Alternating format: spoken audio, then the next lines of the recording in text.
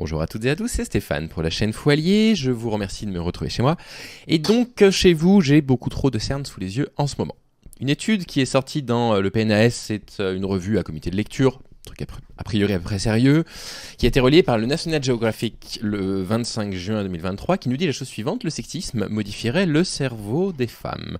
L'étude en question s'appelle Country Level Gender Inequality in Associated with Structural Differences.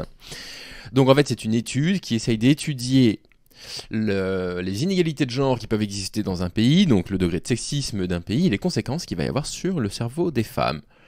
Cette étude a beau avoir été publiée dans une revue de littérature a priori plutôt fiable, on voit que c'est partagé par l'université d'Oxford, d'Harvard et compagnie. L'étude n'a été citée que 2 fois, donc restons quand même un peu prudents quant à ses conclusions. Néanmoins, c'est quand même intéressant. L'étude est quand même intéressante à lire. Et je vais vous lire le papier du coup qui est publié par le National Geographic.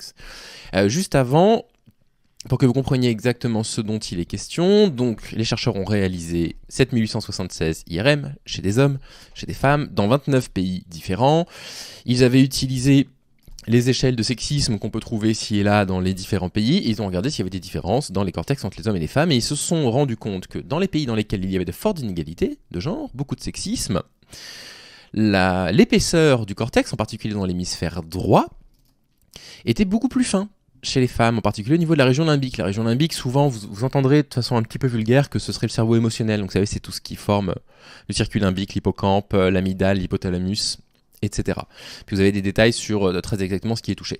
Donc ça réduirait l'épaisseur du cortex dans ces régions-là. Lisons un petit peu ce qu'en dit le National Geographic. D'après une étude parue dans le PNAS, habiter dans un pays sexiste quand on est une femme changerait la structure du cerveau et la rendrait différente de celle des hommes. Un phénomène qui n'existe pas dans les pays plus égalitaires. Donc, l'article prend un peu moins de pincettes que moi, mais néanmoins on va le lire, c'est quand même intéressant. Surtout que c'est quand même rarement étudié ce genre de choses, l'effet du sexisme sur le corps, sur la biologie, sur la neurologie, sur le morphotype éventuellement. Bon, je pense pas qu'il y ait de rapport avec ça, mais bon, on sait jamais.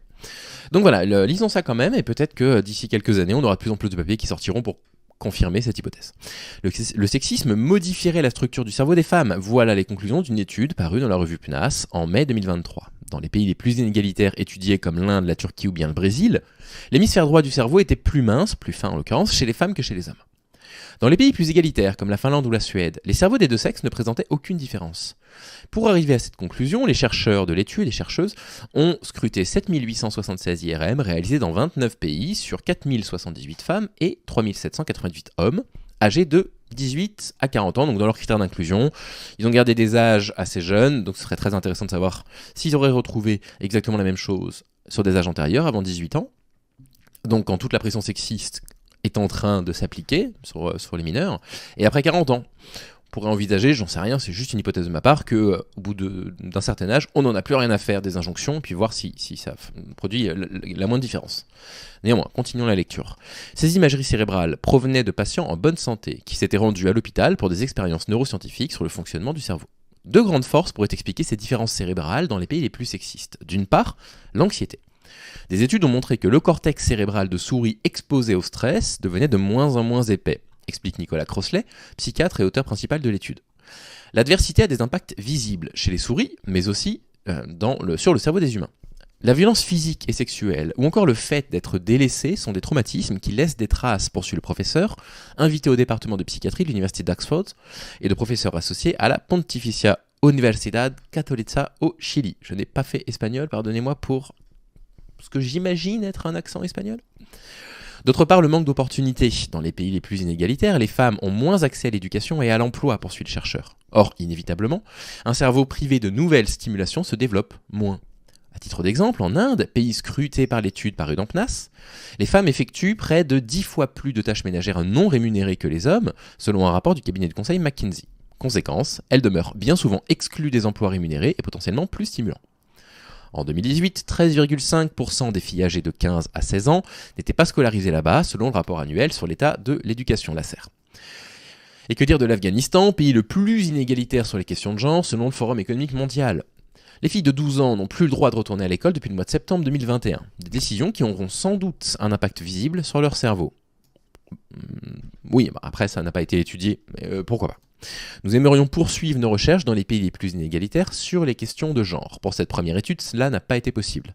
L'Afghanistan, le Yémen ou l'Irak, les pays les plus inégalitaires selon l'indice mondial d'écart entre les sexes du Forum économique mondial, n'avaient pas les données IRM sur lesquelles nous voulions travailler. La neuroimagerie reste un outil coûteux et bien souvent difficile d'accès. Quelles sont les conséquences concrètes pour les femmes ? Elles ont de plus grandes chances, probabilité, de faire des dépressions. La zone du cerveau qui diminue sous l'effet du sexisme est en fait celle que l'on utilise pour contrôler ses émotions, souligne Nicolas Crossley. Dans les pays très inégalitaires, les femmes ont donc moins d'outils pour affronter les vicissitudes de la vie. Ce cerveau, un peu moins épais par endroits, permettrait à la dépression mais aussi au syndrome de stress post-traumatique de s'installer plus facilement chez les femmes que chez les hommes. Cette corrélation entre le genre et la santé mentale est déjà connue. Les femmes ont 2 fois plus de risques d'être victimes de dépression que les hommes, et d'ailleurs elles tentent de se suicider 3 à 6 fois plus que les hommes. Les chercheurs de l'étude, parus dans PNAS en mai 2023, pensent cette fois avoir trouvé le mécanisme biologique sous-jacent. Personne d'autre n'avait souligné l'effet des inégalités de genre sur le cerveau. Notre étude met en évidence le rôle de l'environnement dans les différences cérébrales entre les femmes et les hommes. Là où certains restent persuadés que la nature détermine tout, nous mettons en avant le rôle de la société dans la structure du cerveau. Insiste Nicolas Crossley, qui voudrait également poursuivre l'étude pour tenter de comprendre à quel moment de la vie ces différences cérébrales commencent à se voir dans les pays les plus sexistes. Autrement dit, si les conséquences de ces inégalités s'observent dès l'enfance, les chercheurs espèrent contribuer à promouvoir une politique d'égalité des genres, cette fois fondée sur les neurosciences. Et la conclusion de ce court épisode, c'est quoi ? C'est de dire que peut-être que le sexisme, et donc que les luttes antisexisme, c'est aussi une question de santé publique. Voilà. La dépression, c'est catastrophique, évidemment, ça touche énormément de personnes, d'hommes comme de femmes, nettement plus de femmes que d'hommes d'ailleurs, mais les 2 sexes sont touchés, à un sexe ratio différent, en défaveur des femmes, encore une fois. Et donc si on s'aperçoit que les inégalités de genre, le sexisme, font partie des facteurs de risque qui peuvent développer des pathologies psychiatriques, des maladies mentales, et bien à un moment donné, il va falloir continuer à se retrousser les manches, et puis faire bouger un petit peu les choses. En tout cas, j'espère que c'est ce que je fais à mon échelle. Je vous remercie d'avoir suivi cet épisode. Je vais tout de suite faire une sieste, ça se voit à mon visage que je dors mal en ce moment. Je vous souhaite de prendre soin de vous, et je vous dis à très vite.